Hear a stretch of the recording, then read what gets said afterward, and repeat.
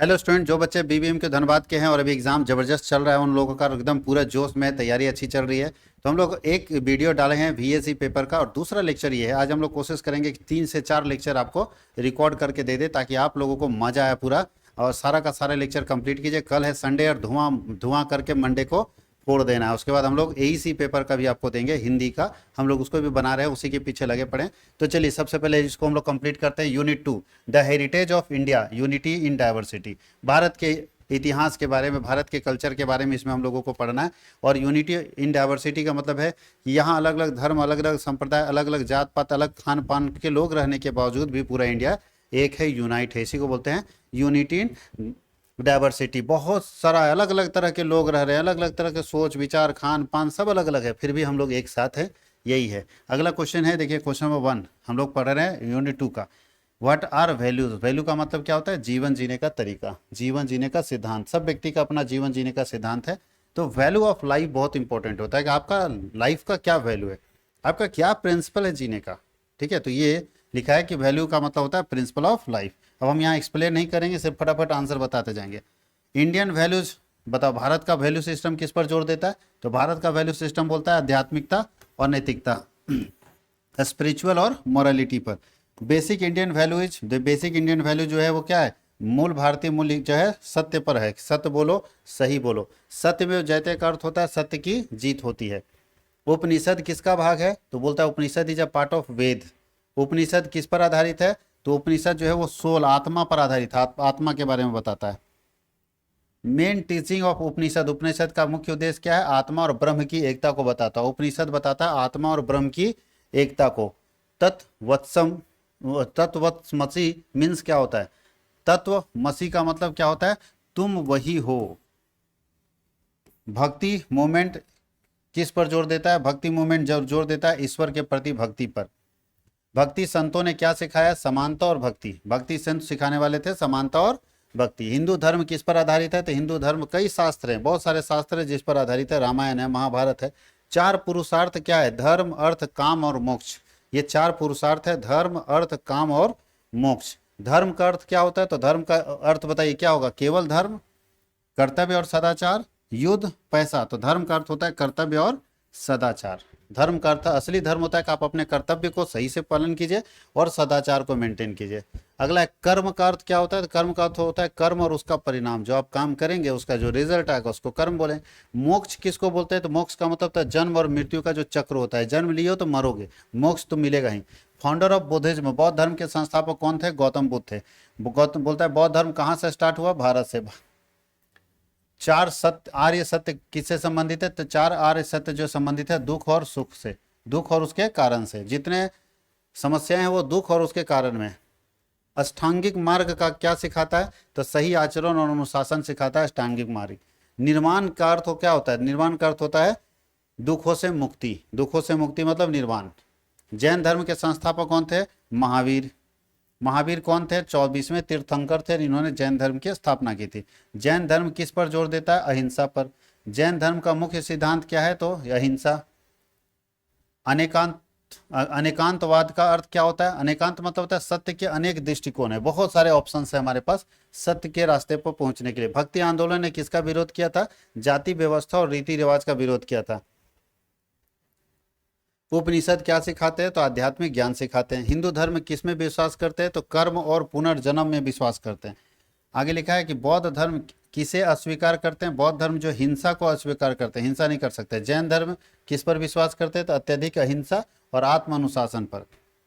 अहिंसा का क्या अर्थ होता है? तो नॉन वायलेंस होता है। अहिंसा का अर्थ होता है नॉन वायलेंस। भक्ति मूवमेंट स्प्रेड थ्रू, भक्ति आंदोलन कैसे फैला?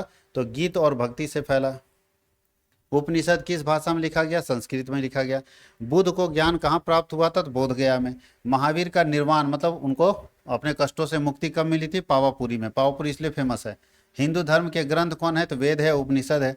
बौद्ध धर्म का ग्रंथ कौन है? तो त्रिपिटक बौद्ध धर्म का ग्रंथ है। जैन धर्म का ग्रंथ को हम आगम बोलते हैं। भारतीय मूल्यों का लक्ष्य क्या है? नैतिक और आध्यात्मिक विकास। सेवा का अर्थ क्या होता है? दूसरों की सेवा। भक्ति संतों में कौन है? तो कबीरदास, कबीर और तुलसीदास। भारतीय मूल्य क्या बढ़ावा देता है? तो भारतीय मूल्य बताता है शांति और सद्भाव के बारे में। उपनिषद विचारधारा कैसी है? उपनिषद विचारधारा जो है फिलोसफिकल है, दार्शनिक है। बौद्ध धर्म किस पर जोर देती है? तो मध्य मार्ग पर, बीच के मार्ग पर जाने के लिए। बौद्ध धर्म में नहीं बोलता इच्छा रखो, विलासिता, युद्ध कभी नहीं। जैन अनुयायी क्या करते हैं? तो जैन के अनुयायी जो है कठोर अनुशासन और उपवास करते हैं। सर्वधर्म समभाव का क्या अर्थ होता है? सभी धर्मों की समानता होनी चाहिए, सभी धर्मों का सम्मान होना चाहिए। भारतीय संस्कृति आधारित है किस पर? आध्यात्मिक मूल्यों पर। भक्ति आंदोलन कब शुरू हुआ था? तो मध्यकाल में भक्ति आंदोलन शुरू होता। बुद्ध का जन्म स्थान कहाँ है? तो बुद्ध का जन्म स्थान है लुम्बिनी, नेपाल में जो पड़ता है। भारतीय दर्शन में जीवन का अंतिम लक्ष्य क्या होता है? तो भारतीय दर्शन में जीवन का अंतिम लक्ष्य होता है मोक्ष, मुक्ति। शैलकृत वास्तुकला का क्या अर्थ होता है? शैलकृत वास्तुकला का मतलब होता है चट्टानों को तराशकर बनाया गया जो वास्तुकला है। प्रसिद्ध शैलकृत गुफाएं कहाँ हैं? तो आप जानते हैं अजंता और एलोरा की गुफाएं, जो खाली चट्टान काट के बनाई गई है, इसलिए अजंता और एलोरा की गुफाएं हैं। अजंता गुफाएं किसके लिए प्रसिद्ध है? तो चित्रकला के लिए प्रसिद्ध है, वहां पे गजब चित्रकला है। एलोरा गुफाएं क्या दर्शाती है? तो एलोरा गुफाएं हिंदू, बौद्ध और जैन धर्म के मिश्रण को दर्शाती है। इसका मतलब है कि पहले सब एक ही थे, अलग अलग होते गए। शैलकृत वास्तुकला को किसने संरक्षण दिया था? तो राजा और उसके शासक ने इस तरह के वास्तुकला को संरक्षित किया कि चट्टानों को काट के बनाइए। चैत्य बोलता है, चैत्य क्या अर्थ क्या होता है? तो चैत्य का अर्थ होता है प्रार्थना, प्रार्थना कक्ष, जो प्रेयर हॉल होता है उसको चैत्य कहते हैं। विहार का अर्थ क्या होता है? विहार का मतलब होता है वह मठ, भिक्षुओं का निवास स्थान को विहार कहते हैं हम लोग, ठीक है। विहार, विहार बी नहीं है, ब नहीं है, विहार। प्रारंभिक गुफाएं किससे संबंधित है? तो बौद्ध धर्म में। बौद्ध धर्म में पुराने समय में बहुत गुफाएं बनती थी। कार्ल गुफाएं किससे प्रसिद्ध है? तो चैत्य हॉल से प्रसिद्ध है। गुफाओं का उपयोग किसके लिए होता था? तो गुफाओं का उपयोग होता था पूजा पाठ और भिक्षुओं के निवास के लिए, वहां भिक्षु निवास करते थे। Main style of Indian temple architecture, भारतीय मंदिर वास्तुकला का मुख्य शैली क्या है? कितने तरह की शैलियां? तो 3 तरह की शैलियां। 3 मुख्य शैली कौन कौन है? तो पहला नागर शैली में बहुत सारी मंदिर मिलेगा, द्रविड़ शैली में मंदिर मिलेगा, और वेसर शैली में। जो द्रविड़ शैली का मंदिर है वो सब आपको साउथ साइड में मिलेगा, मतलब साउथ का मंदिर एक जैसा सब देखने में मिलेगा। वहाँ का जो शैली है मंदिर बनाने के वो द्रविड़ था। तो इस तरह से 3 शैली, नागर शैली, वेसर शैली और द्रविड़ शैली। नागर शैली कहाँ पाई जाती है? तो उत्तर भारत में नागर शैली, हम लोग जो जहाँ पे उत्तर भारत में रहे, नागर शैली के मंदिर पाए जाते हैं। द्रविड़ शैली कहाँ पाई जाती है? तो दक्षिण भारत में। और वेसर शैली कहाँ पाई जाती है? तो नागर और द्रविड़ का मिश्रण है, दोनों को मिला के बनाया गया है। शिखर क्या होता है? शिखर होता है किसी भी मंदिर का सबसे ऊपर वाला भाग को हम शिखर कहते हैं। गोपुरम कहाँ होता है? गोपुरम जो बनता है वो द्रविड़ शैली वाले मंदिर में गोपुरम बनता है। भारत का सबसे बड़ा मंदिर परिसर कौन है? तो बृहदेश्वर का मंदिर है, यानी बृहदेश्वर मंदिर सबसे बड़ा मंदिर है, उनका सबसे ज्यादा स्पेस है। किसने बनाया था बृहदेश्वर मंदिर? तो राजा चोल प्रथम ने बनाया था। उसके बाद कोणार्क का सूर्य मंदिर किसे समर्पित है? तो कोणार्क का सूर्य मंदिर सूर्य देवता को समर्पित है, वह स्पेशली सूर्य देवता के लिए बनाया गया। खजुराहो के मंदिर किसके लिए प्रसिद्ध है? तो खजुराहो के मंदिर जो है वो कामुक मूर्तियों के लिए प्रसिद्ध है। मंदिर वास्तुकला कब विकसित हुई थी? तो मंदिर वास्तुकला जो विकसित हुई थी वो कब हुई थी बताइए? प्राचीन काल में, गुप्त काल के बाद, या मुगल काल? तो याद रखना ये गुप्त काल के बाद प्रारंभ हो गई थी, गुप्त काल के बाद। गर्भगृह का अर्थ क्या होता है? गर्भगृह का मतलब होता है कि जिस जगह पे मूर्तियां रखी जाती है उसको गर्भगृह बोलते हैं। मंडप क्या होता है? तो मंडप होता है गर्भगृह के बाहर 4 पिलर से खड़ा, यानी उपासकों के लिए कक्ष, जहाँ पे एक साधक मंदिर के बाहर वाला पोर्शन को हम लोग बोलते हैं मंडप, जहाँ पे बैठ के एक व्यक्ति अपना पूजा याचना करता है गर्भगृह के अलावा, यानी जहाँ पे भक्त लोग जाके अपना करते हैं। नागर मंदिरों में क्या होता है? तो नागर मंदिरों में घुमावदार शिखर होता है, यानी ग्राउंडेड एकदम शिखर होगा। जहाँ भी नागर शैली के मंदिर मिलेगा ऊपर में एकदम सर्कुलर रहता है। अजंता चित्र किससे संबंधित है? तो अजंता चित्र जो है वो किससे संबंधित है? बौद्ध धर्म से संबंधित है। अजंता चित्र क्या दर्शाता है? तो जातक कथाएं बताता है। अजंता चित्र कैसे होते हैं? तो फ्रेस्को शैली के हैं। अजंता चित्र किस काल के हैं? तो अजंता चित्र गुप्त काल के हैं। अजंता चित्रों के विषय क्या क्या है? तो धर्म और रोजमर्रा के जीवन के बारे में बताता है वो। अजंता गुफाओं की पुनः खोज कब हुई थी? तो अजंता गुफा की पुनः खोज 1819 में हुई थी। आगे लिखा अजंता चित्रों में क्या प्रयोग हुआ है? तो प्राकृतिक रंगों का प्रयोग हुआ है। अजंता चित्रों की विशेषताएं क्या है? तो भाई उसमें हाव भाव और भावनाओं को दिखाया गया है। अजंता गुफाएं कहाँ स्थित है? तो महाराष्ट्र में। अजंता चित्र मुख्यतः क्या दिखाता है? तो बौद्ध का जीवन और भिक्षा बताता है। झारखंड अलग राज्य कब बना? तो 2000 में। झारखंड किस राज्य से अलग हुआ है? बिहार से। झारखंड स्थापना दिवस तो 15 नवंबर। झारखंड आंदोलन का प्रमुख नेता कौन थे? तो बिरसा मुंडा। बिरसा मुंडा किससे जुड़े हुए थे? आदिवासी आंदोलन से जुड़े थे। उलगुलान आंदोलन किसने चलाया था? बिरसा मुंडा ने। झारखंड की राजधानी कहाँ है? तो रांची। झारखंड किस लिए प्रसिद्ध है? तो खनिज के लिए। सबसे बड़ा कोयला क्षेत्र क्या है? तो झरिया। झारखंड में किसकी अधिक जनसंख्या है? तो झारखंड में सबसे अधिक जनसंख्या आदिवासी की है। पहले मुख्यमंत्री कौन थे? बाबूलाल मरांडी। झारखंड आंदोलन की मांग अलग राज्य के लिए की गई थी, बिहार से अलग राज्य के लिए। संथाल विद्रोह कब हुआ था? तो 1855 में। संथाल विद्रोह के नेता कौन थे? तो चारों भाई थे, सिद्धू मुर्मू, कानू मुर्मू और चांद मुर्मू और भैरव मुर्मू। चार भाई थे, लेकिन सिद्धू कानू ज्यादा फेमस थे। कोल विद्रोह कब हुआ था? तो 1831 से 1832 के बीच में कोल विद्रोह हुआ था। बिरसा मुंडा का जन्म स्थान कहाँ है? उलीहातू गांव। झारखंड को क्या कहा जाता है? झारखंड को हम लोग नदियों की भूमि नहीं, वनों की भूमि, बर्फ नहीं, वनों की भूमि कहा जाता है झारखंड। ठीक है।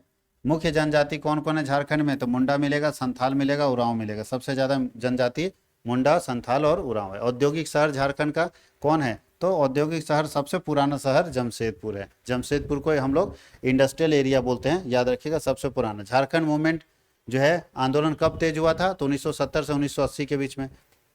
झारखंड के लोग मुख्यतः क्या करते हैं? तो झारखंड के लोग मुख्यतः आदिवासी समुदाय के हैं। मुख्य जनजातीय भाषा यहाँ पे क्या? अंग्रेजी बोलता है जी? नहीं, संथाली सबसे ज्यादा लोग बोलता है। लोक नृत्य क्या है? मतलब यहाँ का अपना फोल्क डांस क्या है? तो सब जानते हैं, फोल्क डांस है छऊ। कथक यहाँ नहीं चलता है, भरतनाट्यम, कुचिपुड़ी नहीं चलता है, छऊ नृत्य चलता है, छऊ नृत्य। छऊ डांस इज फेमस। छऊ नृत्य कहाँ प्रसिद्ध है? तो सरायकेला में छऊ नृत्य होता है। जनजातीय संगीत में क्या उपयोग होता है? तो जनजातीय जो संगीत होते हैं उसमें हम लोग इस्तेमाल करते हैं पियानो। उन्होंने बजाता आदिवासी, गिटार, पियानो ये सब थोड़ी बजाता है। मांदर बजाता है, मांदर। ठीक है, मांदर बजाता है वो लोग, याद रखना।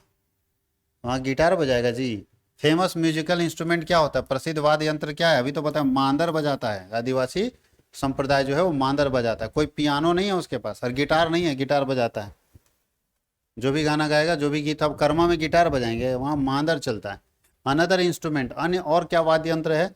तो बताइए, और वाद्य यंत्र में आपके पास क्या आएगा? तो नगाड़ा आएगा, तबला, तबला नहीं, ड्रम सेट नहीं, गिटार नहीं, नगाड़ा ही बोल सकते हो।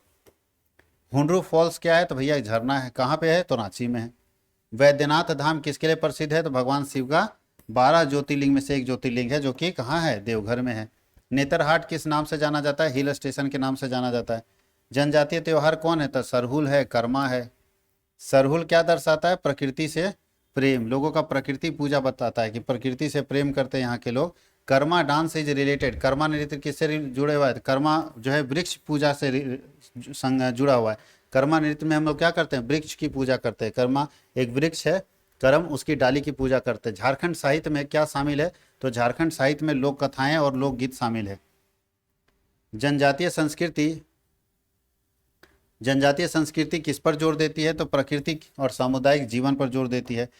जनजातीय पहनावा क्या है? तो सरल और रंगीन रहता है, ज़्यादातर कलरफुल ड्रेस पहनते हैं और साधारण रहता है। झारखंड पर्यटन किस पर आधारित है? तो जंगल और झरने पर। झारखंड में पर्यटन में जंगल और झरना मिलेगा। झारखंड संस्कृति क्या दर्शाती है? तो झारखंड संस्कृति बताती है आदिवासी परंपराएं और प्रकृति के बारे में। तो ये हम लोग यूनिट 2 भी कंप्लीट कर लिया। अब हम लोग यूनिट 3 देखेंगे बाबू। नहीं तो हम लोगों को 2 यूनिट और बताना, 3 और 4, तो कंप्लीट हम लोग एमसीक्यू इसमें कंप्लीट करेंगे। यूनिट 3 में है the Indian economy, politic and criminal law. Indian economy, politic and criminal law, तो ये भी हम लोग डिस्कस करेंगे। और आपके पास आज सैटरडे और कल संडे तक सारे के सारे वीडियोस पहुंच जाएंगे वीएससी पेपर के। उसके बाद एईसी पेपर के भी पहुंच जाएंगे। और आप धुआंधार तरीके से पहले एग्जाम लिखिए, एग्जाम के बाद फिर आपका बैच हम लोग लॉन्च करेंगे और उसी बैच में आप लोगों को सारे कोर्सेस मिलेंगे। बहुत बहुत धन्यवाद।